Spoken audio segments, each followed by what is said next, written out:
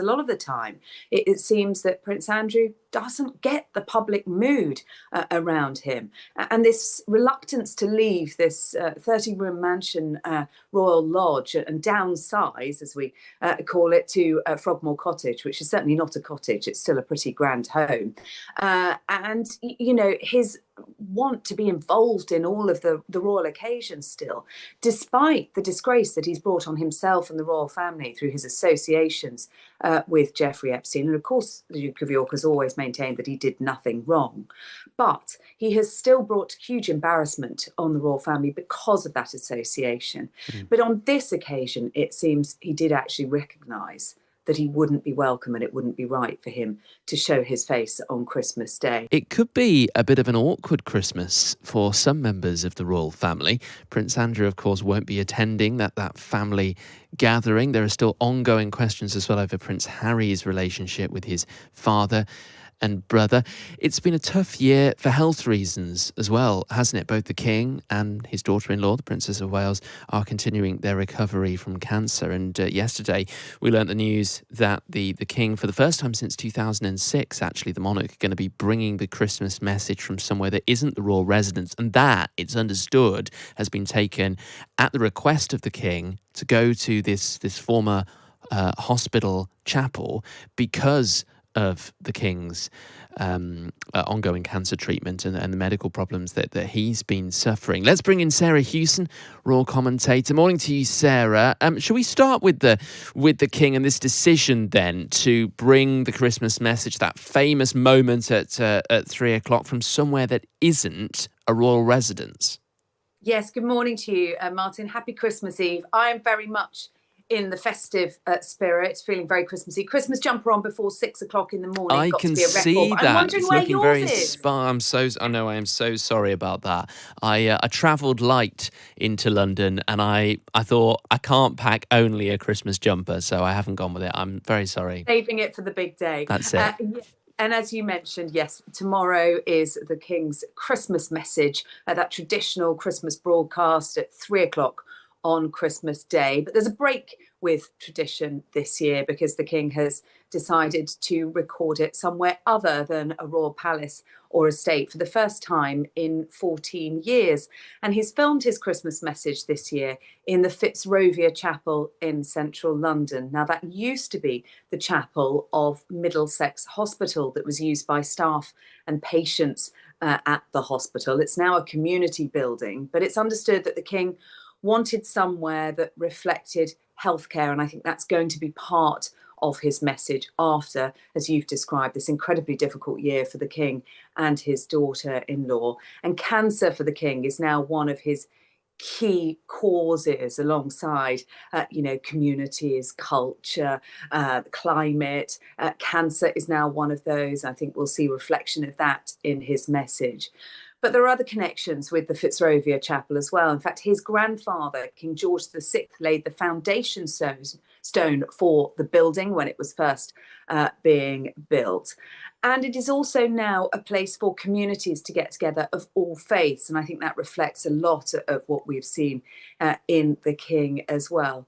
It's stunningly beautiful, as you will see when the message is broadcast. And there is a photograph that's been released of the King, which is in a lot of the papers today. But I think the King also keen to get out into the community rather than asking people to come into his home on Christmas Day to show that he is out there speaking to the people. And do you think this marks a sort of moment that the King is starting to move away from the traditions associated with his mother and sort of forge his own path? You know, this decision to move away from the royal residence to make the Christmas broadcast. I know the Queen did do that, by the way, the late Queen, but still, it is a break from tradition.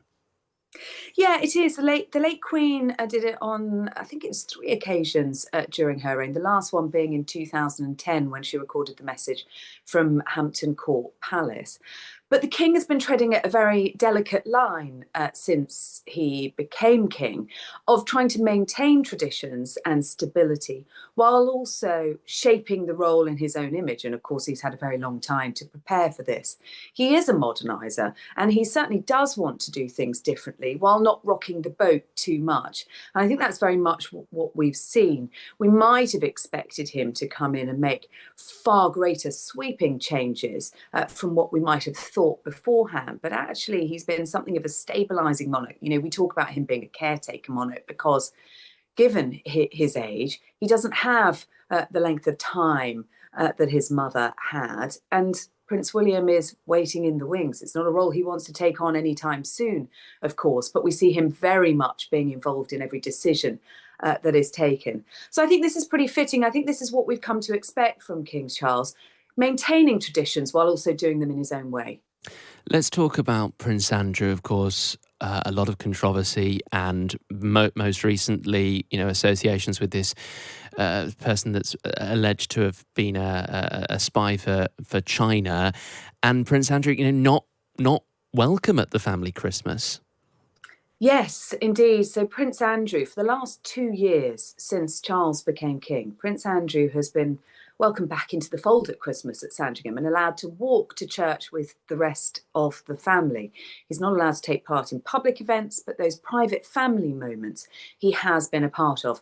This year, given the scandal around his links with the alleged Chinese spy Yang Tengbo, there was a lot of difficulty around whether he should appear or not. It seems that his former wife, Sarah Ferguson, has persuaded him to stay away, that it would be best for him not to be there on Christmas Day and pile further embarrassment on the royal family. So they will be spending Christmas together. And do you think, Sarah, do you think he gets it? Do you think he understands, why? Or do you think he is maybe a bit baffled? And for once, maybe he has actually read the room here, Martin, because a lot of the time it seems that Prince Andrew doesn't get the public mood around him. And this reluctance to leave this 30-room mansion royal lodge and downsize, as we call it, to Frogmore Cottage, which is certainly not a cottage. It's still a pretty grand home. And his want to be involved in all of the royal occasions still, despite the disgrace that he's brought on himself and the royal family through his associations with Jeffrey Epstein. And of course, the Duke of York has always maintained that he did nothing wrong. But he has still brought huge embarrassment on the royal family because of that association. But on this occasion, it seems he did actually recognise that he wouldn't be welcome and it wouldn't be right for him to show his face on Christmas Day. His daughters were always planning to be away and spend Christmas with their in-laws, but there's been a change of plan from Princess Beatrice. She is pregnant. She's in the 3rd trimester of her pregnancy, the baby due in the early spring, we're told. She was meant to be travelling to Italy to be with her in-laws, but she's been advised by doctors not to fly. And so she actually is going to be at Sandringham with the rest of the royal family this Christmas in a last-minute change. All right, there we go. Well, it happens, doesn't it? It happens to everybody. Have to make last-minute changes for whatever reason. Sarah, thank you so much, and thank you for putting on your Christmas jumper for me this morning. It's much appreciated. Merry Christmas. Hope you have a really wonderful festive period. Sarah Hewson, royal commentator.